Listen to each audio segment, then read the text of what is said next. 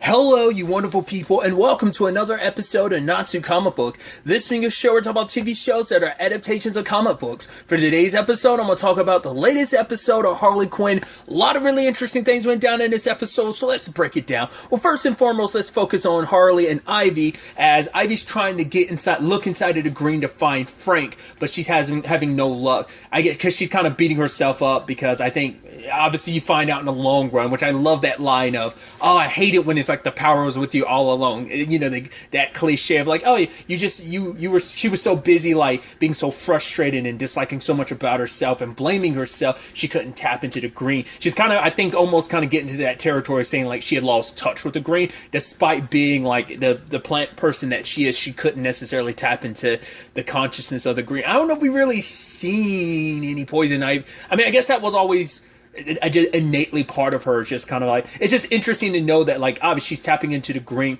I guess it's like the Swamp Thing show kind of touched on that a little bit, you know, because I was like, the green specifically, it sounds familiar because I know Poison Ivy shown up in Batwoman and Gotham, but I don't know if she ever used the terms the green. I feel like that was a Swamp Thing, which obviously Swamp Thing pops up in this, but I feel like that's the property I heard that in, but maybe I'm misremembering. Either way, it's interesting, but knowing that, like, right, there's a, you know, they touch all the consciousnesses of the plants, and it's kind of interesting. It's like Cerebro from, like, X-Men meets almost like the Speed Force to some extent, because, like, obviously that's a consciousness, but this is, like, multiple consciousnesses all at once. Either way, and she talks about having to go see Swamp Thing. I was like, wait, are we getting Swamp Thing in this? I was like, that's kind of funny that, like, the next time we see Swamp Thing in the grand scheme of things, obviously, this show used to be on DC Universe with Swamp Thing, which was sadly canceled after one season. I thoroughly enjoyed that show. I guess not everyone did. The show got canceled for a myriad of other things, but I guess not many people liked it because I hear some people be like, oh, they didn't really like it. I'm like, I thoroughly enjoyed it because I thought it was such a very interesting take of Swamp Thing, and because I'd only known one version of Swamp Thing, like the old animated series from back in the day. Either way, tangents and all that aside, I love that they go to New Orleans, but they don't go alone. They've also got Nora with them, who's in her party phase. Because the last time we saw Nora, she was partying. I want to say was probably last season after they left from Themyscira, after everything went down. I want to say that's the last time we saw Nora in the show. So she's kind of turned into, like, even her character model is so different. Like, you almost see, like, the bags on her eye. Like, her hair's, like, a little, like, she's kind of, her hairstyle differently. Like, I mean, to be fair, she was frozen for 25 years. Her husband's dead, so you might as well live it up, you know? And she was already kind of living it up on Themyscira, like, after the fact. Like, what was that? I don't know if that was Zeus necessarily, but it was that guy, he's like he might be a god or something. I think he's a villain. Whatever. That guy, like, she hooked up with, not unless he's Hercules. I don't think he is. I think it was like Zeus or something. But either way, she hooked up with him. I think that's the last time we saw her in the show. Once again, do correct me if I'm wrong. But they end up going to New Orleans to find Swamp Thing, and they end up running into Constantine. Interesting timing. You know, Sandman came out, obviously, with Joanna Constantine.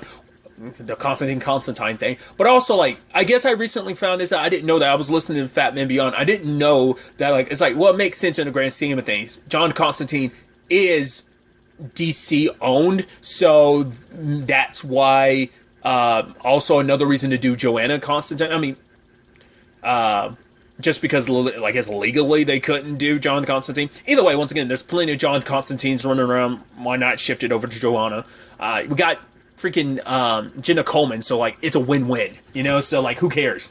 Either way, but it's interesting because the moment Constantine popped up, all I heard was that voice. I was like, is that fucking Matt Ryan? And it super is. I was like, yeah, I guess he does typically a lot of, like, Constantine's voice acting now, I guess. I think I haven't watched a lot of the DC animated movies, but I know some DC animated stuff he's popped up in, which I think is so interesting. Like, I don't know if he's like the de facto Constantine across most DC animated stuff. Maybe if it's all set in the same continuity, maybe. But it's like, it's so neat that character has been his for the past going on 10 years. Because, like, he's been in that role since 2013, and obviously it changed the moment. Well, it stayed the same in the Arrowverse, but obviously that character changed a bit and grew and developed so much over the course of DC's Legends of Tomorrow. So I even love that he challenges them to, like, a drinking contest. I love that.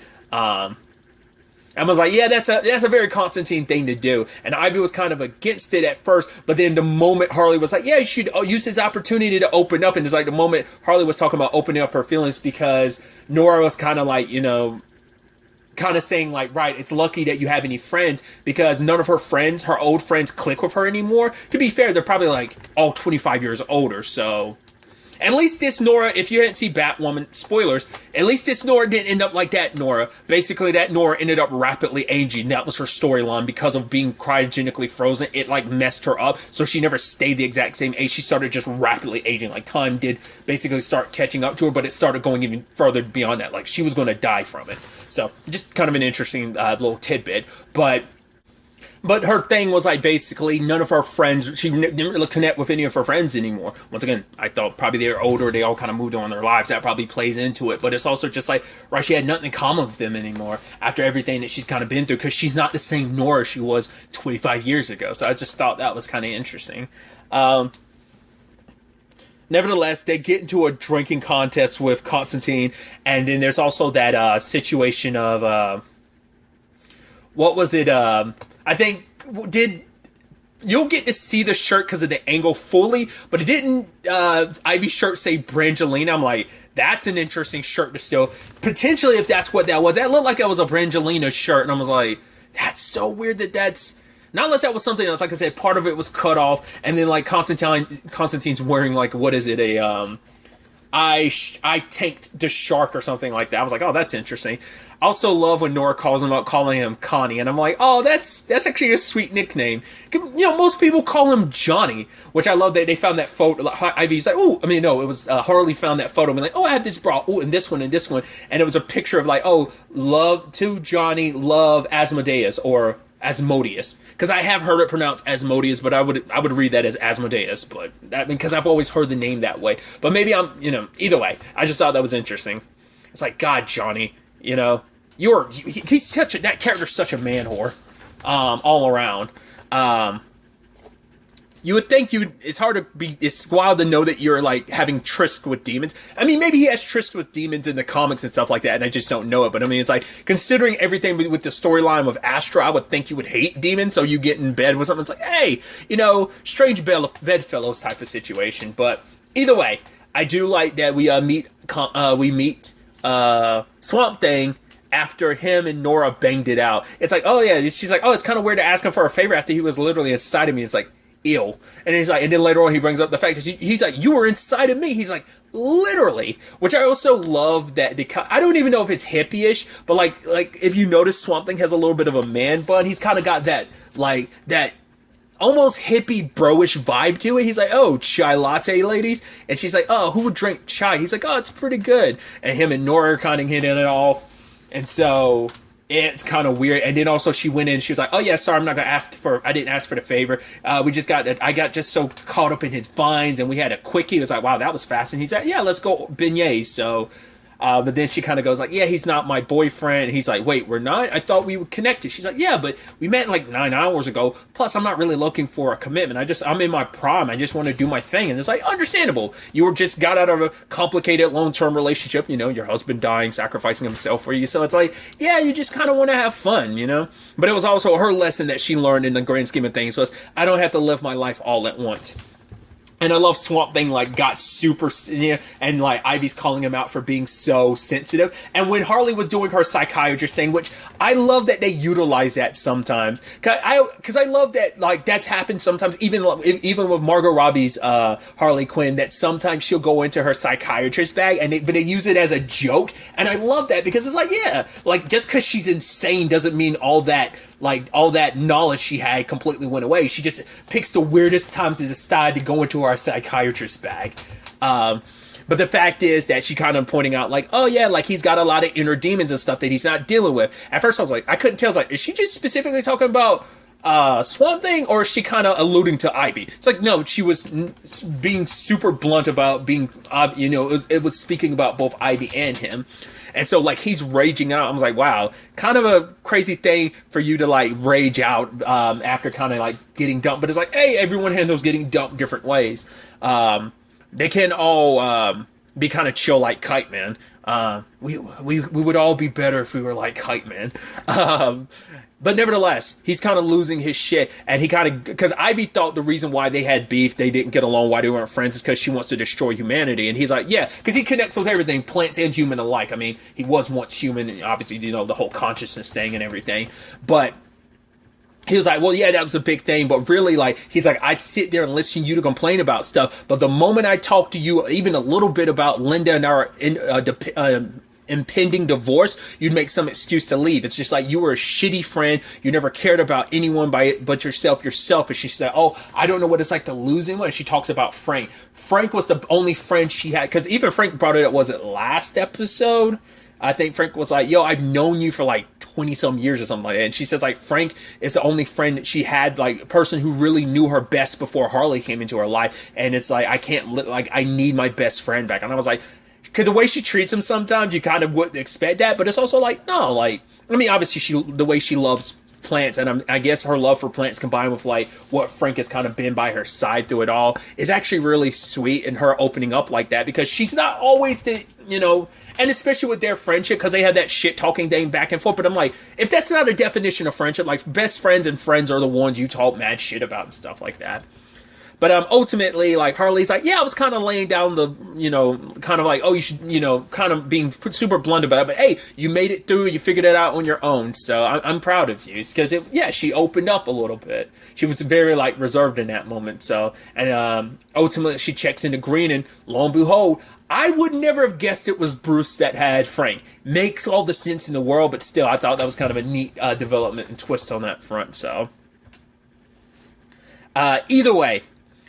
Speaking of Bruce, there's a whole situation of him and Catwoman, and she's not wanting to be, like, I think that poor Bruce, like, just because of the day and age, the word that's going to get thrown around for Bruce is like, oh, he's simping. Like, I'm sure, like, the writers of this, like, Harley Quinn probably leaned into that, because it's like, right, this is the day and age where, like, the word simp gets thrown around so much. Like, instead of saying like, oh, you're pussy whipped, it's like, oh yeah, simp's the new word. So it's like people, I'm sure that was like them kind of leaning into that even more with Bruce Wayne, because especially because it's a dynamic, like, yeah, him and Catwoman have always had like that equal ground, equal footing, but it's like, usually, you know, it's their cat and mouse, or rather in this case, cat and bat thing that they have going on. And it's not, and in this particular instance, it's like, right, she's all like, she wants nothing to do with it, and he wants all to do with it. And it's like, oh, I could get Alfred to make us some nachos or something. And she's like, no, like, I'm gonna go home. I don't want to sleep in your bed. It's pretty much like sandpaper. Goes home, kicks King Shark out, and she enjoys like her time alone. And then, like, lo and behold, Bruce rolls up and he's got cats. He's like, oh, Thomas and Martha. She's like, did you really name those cats after your dead parents? He was like, I didn't even realize that. He's just like, I just thought they were good Christian names, and she wanted nothing to do with the cats. And he was kind of sulking, and she was sulking. Well, not she's kind of enjoying her space. He's the one that was definitely sulking. So, especially because he's like, oh, come on, Martha. I'm like, oh, I almost feel like that's got to be. I'm thinking too much about it, but him naming the cats Thomas and Martha, you can't help but feel like maybe on some level that's kind of like a joke about the whole like Batman v Superman thing. Why did you say that name? What, you know, to some extent. I mean, yes, that was. I feel like I'm probably reading way too much into it, but that's just where my mind is on it. But either way, I love that Alfred drugged them, and was it Music Meister is kind of like this therapist who is using music to trap you, but he's also going to make you sing and, you know, talk about your feelings. And Selina's like, yeah, I don't want to be held down, but for Bruce, it's like, I don't want to be alone. And it's like, right, she's kind of, and, you know, Selina's very much like a cat, because even she was like, right, is that the only thing you know about me, is that I like cats? But yeah, it's like cats are kind of like, man, fuck you, I'm gonna do my own thing. I'll come give you attention when I want it. You know, it's like, yeah. So like, Selina very much personifies a cat, and then Bruce being, you know, after everything that he's lost, he doesn't want to be alone in the world, which is understandable. So they both just want two different things, which does not make for a relationship. You know, it's like they're not on. You know, there's no compromises around both, and just Selina just wants to be alone, and it was actually a beautiful thing going on between them. But ultimately, they just ends up getting broken up with, so that kind of sucks in the grand scheme of things. But it turns out like Bruce is like, yo, I'm gonna figure out this Frank thing. He's like, I'm not gonna worry about Selena. I'm gonna double down on my career. So I guess like doing a superhero thing. I'm wondering like, because you were Bruce Wayne at the time, so part of me was almost wondering like, not like, because I was like, he's most likely at Wayne Enterprise. I'm like, why aren't you as Batman right now if you're like doubling down on your career? Because I'm like, I doubt this has anything to do with Bruce Wayne, but it's like Batman. But it's like, oh. Also, it is interesting. Didn't think about it too much, but it makes sense. I mean, that Bruce and Selena would know. I mean, I didn't talk about it, but last episode when they're at Court of Owls, like, gathering and / orgy, like, he was just wearing a mask. He was Bruce Wayne, and she was just kind of Selena, so it kind of makes sense in the grand scheme of things, but still. But it's kind of, everyone respond, and I love that, because, like, this is 3 different people's responses to complicated relationship situations. The only one that kind of is working out and just getting stronger and stronger with every episode is Ivy and Harley. But like we saw what happened with Swamp Thing. He got divorced and a new thing came into his life, him and Nora. Well, that didn't work out. Nora's just kind of like, doing her thing, but she realizes, once again, don't have to live her life at 100 miles per hour just to make up for all the time she lost. And now Bruce and, it's like, once again, the only one coming out on top is Harley and Ivy. So everyone else's like relationship status is sucking major ass right now. So it's definitely going to be interesting to see where all of this ends up taking us going forward into the next episode. I know Bruce's identity as Batman was revealed to some villains. I know Joker found out. I don't remember, because the public doesn't know, but I'm like, I feel like I don't remember, because it was in season 1, wasn't it? Yeah, I believe it was season 1. And I'm like, I'm trying to remember what villains were around. Maybe Scarecrow was around. I know Scarecrow might have died before then or after then. I don't remember. But I'm trying to remember, like, does Harley and Ivy know about him being Batman? That's what I'm trying to remember. Either way, I'm excited to see where all of this ends up taking us going forward into the next episode. But really, that's all I'm going to talk about. Till the next time we meet, be happy, be safe, live life to the fullest, and enjoy it. Good day, and goodbye.